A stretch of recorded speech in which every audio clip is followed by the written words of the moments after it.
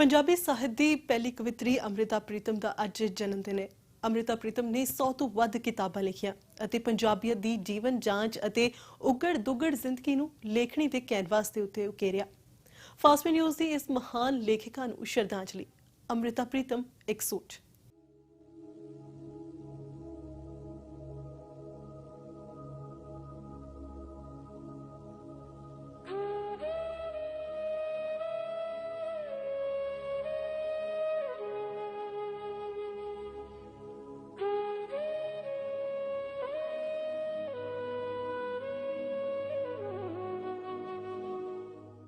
ਵਾਰਿਸ ਸ਼ਾਹ ਨੂੰ ਹਾਕਾ ਮਾਰਦੀ ਇੱਕ ਮਲੂਕ ਜਿਹੀ ਕੁੜੀ ਜਿਸ ਨੂੰ ਪੰਜਾਬੀ ਭਾਸ਼ਾ ਦੀ ਪਹਿਲੀ ਕਵਿਤਰੀ ਹੋਣ ਦਾ ਮਾਣ ਵੀ ਹਾਸਲ ਹੋਇਆ ਅਤੇ ਇਸ ਦਾ ਨਾਮ ਪੰਜਾਬੀ ਸਾਹਿਤ ਦੇ ਇਤਿਹਾਸ ਦੀ ਅਜਿਹੀ ਇਬਾਰਤ ਬਣ ਗਿਆ ਜੋ ਰਿਸ਼ਤਿਆਂ, ਸਮਾਜਿਕ ਕਦਰਾਂ ਕੀਮਤਾਂ, ਔਰਤ ਮਰਦ, ਊਚ ਨੀਚ ਅਤੇ ਪਿਆਰ ਮੁਹੱਬਤ ਤੇ ਸਮਾਜਿਕ ਤਾਣੇ ਬਾਣੇ ਦੀ ਆਪਣੀਆਂ ਲਿਖਤਾਂ ਦੇ ਵਿੱਚ ਹੀ ਬੇਬਾਕ ਅਤੇ ਬਿਨਾਂ ਡਰ ਦੇ ਅਜਿਹੀ ਤਸਵੀਰ ਸਿਰਜਦੀ ਗਈ ਜੋ ਰਹਿੰਦੇ ਸਮੇਂ ਤੱਕ ਅੰਮ੍ਰਿਤਾ ਪ੍ਰੀਤਮ ਦੇ ਨਾਂ ਨੂੰ ਪਰਿਭਾਸ਼ਿਤ ਕਰਦੀਆਂ ਰਹਿਣਗੀਆਂ ਅਤੇ ਸ਼ਾਇਦ ਅੱਜ ਦੇ ਦੌਰ ਦੇ ਵਿੱਚ ਵੀ ਅਜਿਹਾ ਸੰਭਵ ਨਹੀਂ ਸੀ। ਚਾਨਣ ਦੀ ਫੁਲਕਾਰੀ ਤੋਪਾ ਕੌਣ ਭਰੇ, ਅੰਬਰ ਦਾ ਇੱਕ ਆਲਾ ਸੂਰਜ ਬਾਲਦਿਆਂ, ਮਨ ਦੀ ਉੱਚੀ ਮਮਤੀ ਦੀਵਾ ਕੌਣ ਧਰੇ। ਅੰਬਰ ਗੰਗਾ ਹੁੰਦੀ ਗਾਗਰ ਭਰ ਦਿੰਦੀ, ਦਰਦਾਂ ਦਾ ਦਰਿਆਓ ਕਿਹੜਾ ਘੁੱਟ ਭਰੇ। ਇਹ ਜੋ ਸਾਨੂੰ ਅੱਗ ਰਾਖਵੀਂ ਦੇ ਚੱਲਿਓ, ਦਿਲ ਦੇ ਬੁੱਕਲ ਬਲਦੀ ਚਿਣਗਾ ਕੌਣ ਜਰੇ। ਆਪਣੇ ਵੱਲੋਂ ਸਾਰੀ ਬਾਤ ਮੁਕਾ ਬੈਠੇ, ਹਾਲੇ ਵੀ ਇੱਕ ਹੌਕਾ ਤੇਰੀ ਗੱਲ ਕਰੇ। ਚਾਨਣ ਦੀ ਫੁਲਕਾਰੀ ਤੋਪਾ ਕੌਣ ਭਰੇ। 31 ਅਗਸਤ ਸਾਲ 1919 ਨੂੰ ਗੁਜਰਾਂਵਾਲਾ ਦੇ ਵਿੱਚ ਅੰਮ੍ਰਿਤਾ ਪ੍ਰੀਤਮ ਦੀ ਪਲੇਠੀ ਕਿਲਕਾਰੀ ਗਿਆਨੀ ਕਰਤਾਰ ਸਿੰਘ ਦੇ ਘਰ ਗੂੰਜੀ। ਮਾਤਾ ਰਾਜਕੌਰ ਦੀ ਕੁੱਖੋਂ ਪੈਦਾ ਹੋਈ ਅੰਮ੍ਰਿਤਾ ਦੇ ਪਿਤਾ ਨੂੰ ਛੰਦਾਂ ਦਾ ਚੰਗਾ ਗਿਆਨ ਸੀ। ਪਿਤਾ ਜੀ ਤੋਂ ਅੰਮ੍ਰਿਤਾ ਨੇ ਕਾਫੀਆ ਹਦੀਫ ਸਮੇਤ ਕਾਵ ਰਚਨਾ ਦਾ ਮੁੱਢਲਾ ਗਿਆਨ ਹਾਸਲ ਕੀਤਾ। ਘਰ ਦੇ ਵਿਹੜੇ ਦੇ ਵਿੱਚ ਹੀ ਅੰਮ੍ਰਿਤਾ ਤੋਂ ਲੇਖਿਕਾ ਅੰਮ੍ਰਿਤਾ ਪ੍ਰੀਤਮ ਦਾ ਪਿੜ ਵੱਜਣਾ ਸ਼ੁਰੂ ਹੋ ਗਿਆ ਸੀ। ਵੇ ਮੈਂ ਤਿੜਕੇ ਘੜੇ ਦਾ ਪਾਣੀ ਕੱਲ ਤੱਕ ਨਹੀਂ ਰਹਿਣਾ, ਇਸ ਪਾਣੀ ਦੇ ਕੰਨ ਤਿਰਹਾਏ ਤਰੇ ਦੇ ਹੋਠਾਂ ਵਾਂਗੂ। ਉਹ ਮੇਰੇ ਠੰਡੇ ਘੁੱਟ ਦਿਆ ਮਿੱਤਰਾ, ਕਹਿ ਦੇ ਜੋ ਕੁਝ ਕਹਿਣਾ। ਅੱਜ ਦਾ ਪਾਣੀ ਕੀਕਣ ਲਾਵੇਂ, ਕੱਲ ਦੀ ਤਰੇ ਦਾ ਕਰਜ਼ਾ। ਨਾ ਪਾਣੀ ਨੇ ਕੰਨੀ ਵੱਜਣਾ, ਨਾ ਪੱਲੇ ਵਿੱਚ ਰਹਿਣਾ। ਵੇਖ ਕੇ ਤੇਰੀ ਤਰੇ ਵਰਗੀ ਇਸ ਪਾਣੀ ਦੀ ਮਜਬੂਰੀ, ਨਾ ਇਸ ਤੇਰੀ ਤਰੇ ਸੰਗ ਤੁਰਨਾ, ਨਾ ਇਸ ਇੱਥੇ ਬਹਿਣਾ।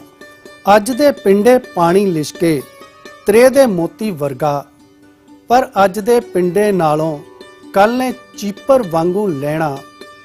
ਵੇ ਮੈਂ ਤਿੜਕੇ ਘੜੇ ਦਾ ਪਾਣੀ ਕੱਲ ਤੱਕ ਨਹੀਂ ਰਹਿਣਾ। ਸਮਾਂ ਹੀ ਅਜਿਹਾ ਸੀ ਅਤੇ ਬਾਲ ਵਿਆਹ ਸਮੇਤ ਹੋਰ ਸਮਾਜਿਕ ਰੋਕਾਂ ਦਾ ਸਾਹਮਣਾ ਛੋਟੀ ਅੰਮ੍ਰਿਤਾ ਨੂੰ ਵੀ ਕਰਨਾ ਪਿਆ। ਮਾਂ ਨੇ ਸਿਰਫ 4 ਸਾਲਾਂ ਦੀ ਉਮਰ ਦੇ ਵਿੱਚ ਅੰਮ੍ਰਿਤਾ ਦੀ ਕੁੜਮਾਈ ਦੂਰ ਦੇ ਰਿਸ਼ਤੇ ਦੇ ਭੂਆ ਦੇ ਪੁੱਤਰ ਨਾਲ ਕਰ ਦਿੱਤੀ। ਅੰਮ੍ਰਿਤਾ ਦੀ ਉਮਰ ਜਦ 11 ਸਾਲ ਦੀ ਸੀ ਤਾਂ ਉਸਦੀ ਮਾਂ ਦਾ ਪਰਛਾਵਾਂ ਸਿਰ ਤੋਂ ਉੱਠ ਗਿਆ। ਫਿਰ ਪਿਤਾ ਨੇ 16 ਸਾਲ ਦੀ ਹੋਣ ਤੇ ਅੰਮ੍ਰਿਤਾ ਦਾ ਵਿਆਹ ਪ੍ਰੀਤਮ ਸਿੰਘ ਕਵਾਤਰਾ ਦੇ ਨਾਲ ਕਰਵਾ ਦਿੱਤਾ। ਨਹੀਂ, ਚੁੱਪ ਦੇ ਇਸ ਰੁੱਖ ਤੋਂ ਮੈਂ ਅੱਖਰ ਨਹੀਂ ਤੋੜੇ। ਇਹ ਤਾਂ ਜੋ ਰੁੱਖ ਨਾਲੋਂ ਚੜੇ ਸੀ, ਮੈਂ ਉਹੀ ਅੱਖਰ ਚੁਣੇ ਹਨ। ਨਹੀਂ, ਤੁਸਾਂ ਨੂੰ ਜਾਂ ਕਿਸੇ ਨੂੰ ਮੈਂ ਕੁਝ ਨਹੀਂ ਆਖਿਆ। ਇਹ ਤਾਂ ਜੋ ਲਹੂ ਵਿੱਚ ਬੋਲੇ ਸੀ, ਮੈਂ ਉਹੀ ਅੱਖਰ ਸੁਣੇ ਹਨ। ਇੱਕ ਬਿਜਲੀ ਦੀ ਲੰਮੀ ਲੀਕ ਸੀ, ਛਾਤੀ ਚੋਂ ਲੰਗੀ ਸੀ। ਇਹ ਤਾਂ ਕੁਝ ਉਸੇ ਦੇ ਟੋਟੇ ਮੈਂ ਪੋਟਿਆਂ ਤੇ ਗਿੜੇ ਹਨ। ਤੇ ਚੰਨ ਨੇ ਚਰਖੇ ਤੇ ਬਹਿ ਕੇ ਬੱਦਲ ਦੀ ਕਪਾਹ ਕੱਤੀ। ਇਹ ਤਾਂ ਉਹੀ ਧਾਗੇ ਨੇ ਮੈਂ ਖੱਡੀ ਤੇ ਉਣੇ ਸਨ। ਨਹੀਂ, ਮੈਂ ਚੁੱਪ ਦੇ ਇਸ ਰੁੱਖ ਤੋਂ ਮੈਂ ਅੱਖਰ ਨਹੀਂ ਤੋੜੇ।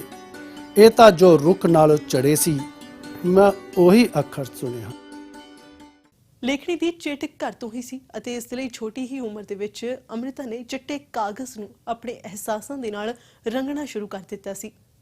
ਸਾਲ 1932 ਦੇ ਵਿੱਚ 8ਵੀਂ ਅਤੇ ਵਿਦਵਾਨੀ ਦੀਆਂ ਪ੍ਰੀਖਿਆਵਾਂ ਪਾਸ ਕਰਨ ਤੋਂ ਬਾਅਦ 1933 ਦੇ ਵਿੱਚ ਹੀ ਗਿਆਨੀ ਪਾਸ ਕਰ ਲਈ ਅਤੇ ਫਿਰ ਪੰਜਾਬ ਯੂਨੀਵਰਸਿਟੀ ਲਾਹੌਰ ਤੋਂ 10ਵੀਂ ਪਾਸ ਕੀਤੀ।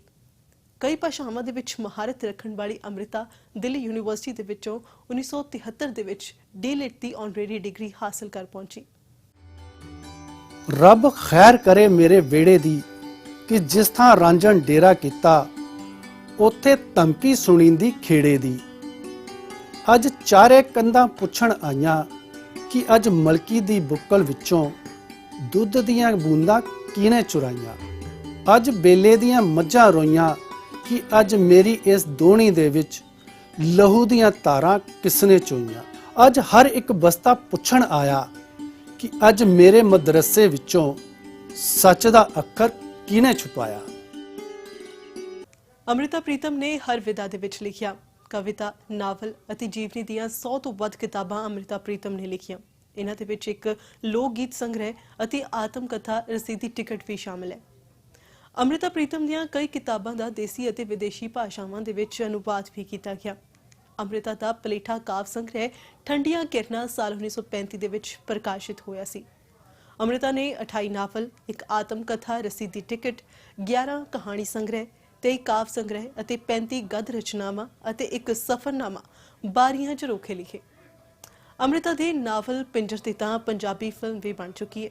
ਵੱਡੀ ਗੱਲ ਇਹ ਹੈ ਕਿ ਅੰਮ੍ਰਿਤਾ ਪ੍ਰੀਤਮ ਦੇ ਸਾਰੇ ਕਹਾਣੀ ਸੰਗ੍ਰਹਿ ਅਤੇ ਸਾਰੀਆਂ ਗਦ ਰਚਨਾਵਾਂ ਹਿੰਦੀ ਦੇ ਵਿੱਚ ਅਨੁਵਾਦਿਤ ਹਨ।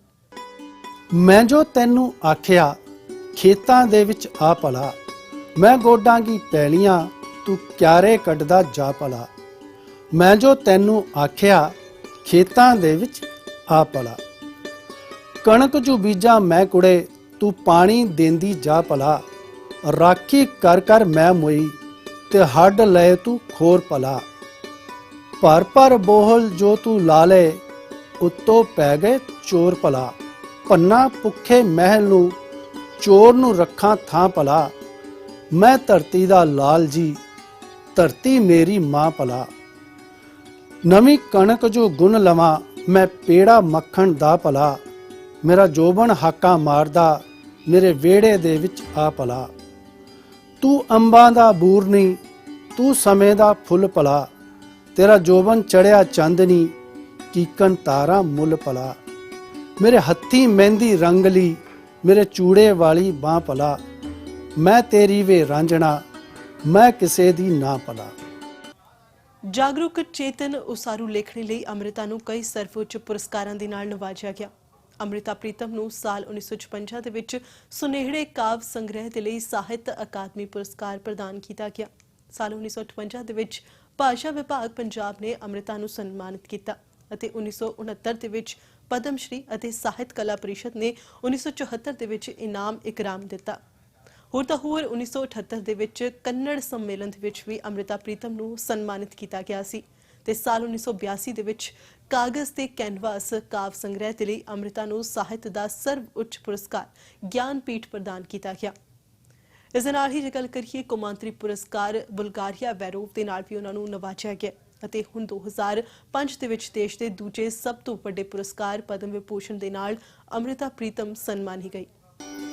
ਮੇਰਾ ਸ਼ਹਿਰ ਇੱਕ ਲੰਬੀ ਬਹਿਸ ਵਰਗਾ ਹੈ। ਸੜਕਾਂ ਬੇਤੁਕੀਆਂ ਦਲੀਲਾਂ ਦੀ ਤਰ੍ਹਾਂ ਤੇ ਗਲੀਆਂ ਇਸ ਤਰ੍ਹਾਂ ਜਿਉਂ ਇੱਕੋ ਗੱਲ ਨੂੰ ਕੋਈ ਇੱਧਰ ਘਸੀੜਦਾ ਕੋਈ ਉੱਧਰ। ਹਰ ਮਕਾਨ ਇੱਕ ਮੁੱਠੀ ਵਾਂਗੂ ਵੱਟਿਆ ਹੋਇਆ, ਕੰਧਾਂ ਕਚੀਚੀਆਂ ਵਾਂਗੂ ਤੇ ਨਾਲੀਆਂ ਜਿਉਂ ਮੂੰਹਾਂ ਚੋਂ ਝੱਗ ਵਗਦੀ ਹੈ।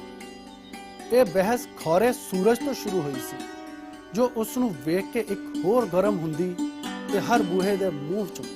ਫਿਰ ਸਾਈਕਲਾਂ ਤੇ ਸਕੂਟਰਾਂ ਦੇ ਪਹੀਏ ਗਾਲਾਂ ਦੀ ਤਰ੍ਹਾਂ ਨਿਕਲਦੇ ਤੇ ਘੰਟੀਆਂ ਤੇ ਹਾਰਨ ਇੱਕ ਦੂਜੇ ਤੇ ਚਪਕਦੇ। ਜਿਹੜਾ ਵੀ ਬਾਲ ਇਸ ਸ਼ਹਿਰ ਵਿੱਚ ਜੰਮਦਾ ਪੁੱਛਦਾ ਕਿ ਕਿਹੜੀ ਗੱਲ ਤੋਂ ਇਹ ਬਹਿਸ ਹੋ ਰਹੀ ਹੈ। ਫਿਰ ਉਸ ਦਾ ਸਵਾਲ ਵੀ ਇੱਕ ਬਹਿਸ ਬਣਦਾ, ਬਹਿਸ ਵਿੱਚੋਂ ਨਿਕਲਦਾ, ਬਹਿਸ ਵਿੱਚ ਰਲਦਾ।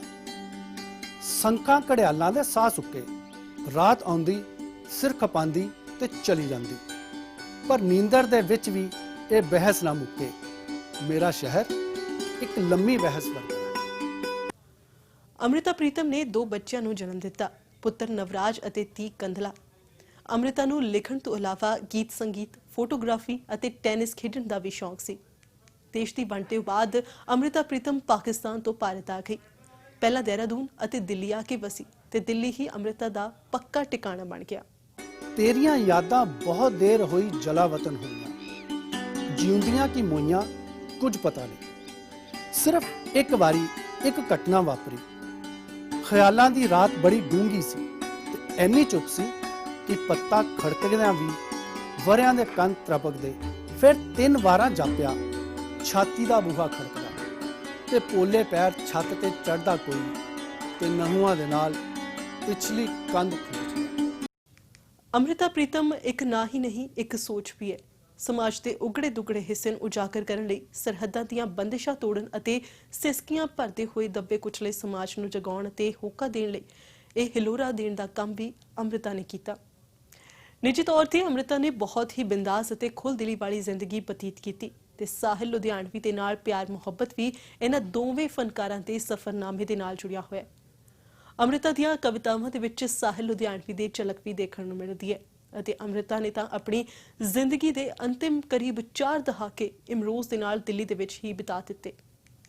31 ਅਕਤੂਬਰ ਸਾਲ 2005 ਨੂੰ 86 ਸਾਲ ਦੀ ਉਮਰ ਦੇ ਵਿੱਚ ਅੰਮ੍ਰਿਤਾ ਪ੍ਰੀਤਮ ਸਰੀਰਕ ਤੌਰ ਤੇ ਇਸ ਫਾਨੀ ਸੰਸਾਰ ਨੂੰ ਅਲਵਿਦਾ ਕਹਿ ਗਈ, ਪਰ ਰਹਿੰਦੀ ਦੁਨੀਆ ਤੱਕ ਪੰਜਾਬੀ ਸਾਹਿਤ ਉਸ ਦੀ ਸੋਚ ਨੂੰ ਸਲਾਮ ਕਰਦਾ ਰਹੇਗਾ।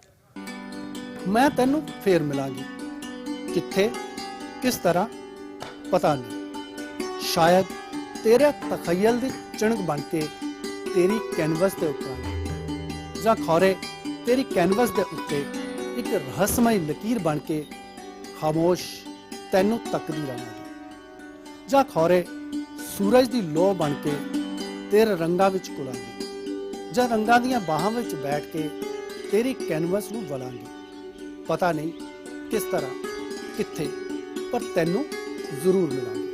ਜਾਂ ਖੌਰੇ ਇੱਕ ਚਸ਼ਮਾ ਬਣੀ ਹੋਵਾਂਗੀ ਤੇ ਜਿਵੇਂ ਝਰਨਿਆਂ ਦਾ ਪਾਣੀ ਉੱਡਦਾ, ਮੈਂ ਪਾਣੀ ਦੀਆਂ ਬੂੰਦਾਂ ਤੇਰੇ ਪਿੰਡੇ ਤੇ ਮਲਾਂਗੀ ਤੇ ਇੱਕ ਠੰਡਕ ਜਿਹੀ ਬਣ ਕੇ ਤੇਰੀ ਛਾਤੀ ਦੇ ਨਾਲ ਲੱਗਾਂਗੀ।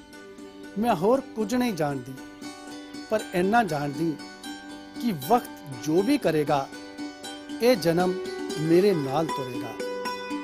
ਇਹ ਜਿਸਮ ਮੁੱਕਦਾ ਹੈ ਤਾਂ ਸਭ ਕੁਝ ਮੁੱਕ ਜਾਂਦਾ ਹੈ, ਪਰ ਚੇਤਿਆਂ ਦੇ ਧਾਗੇ ਕਾਇਨਾਤੀ ਕਣਾਂ ਦੇ ਹੁੰਦੇ ਨੇ। ਮੈਂ ਉਹਨਾਂ ਕਣਾਂ ਨੂੰ ਚੁਣਾਂਗੀ, ਧਾਗਿਆਂ ਨੂੰ ਵਲਾਂਗੀ ਤੇ ਤੈਨੂੰ ਮੈਂ ਫੇਰ ਮਿਲਾਂਗੀ। ਤੁਹਾਨੂੰ ਸਾਡਾ ਅੱਜ ਦਾ ਇਹ ਵਿਸ਼ੇਸ਼ ਪ੍ਰੋਗਰਾਮ ਕਿਸ ਤਰ੍ਹਾਂ ਦਾ ਲੱਗਿਆ? ਆਪਣੇ ਸੁਝਾਅ ਸਾਨੂੰ ਦੇ ਸਕਦੇ ਹੋ ਈਮੇਲ ਕਰਕੇ news@fastway.in ਤੇ ਮੈਨੂੰ ਦਿਓ ਇਜਾਜ਼ਤ। ਧੰਨਵਾਦ।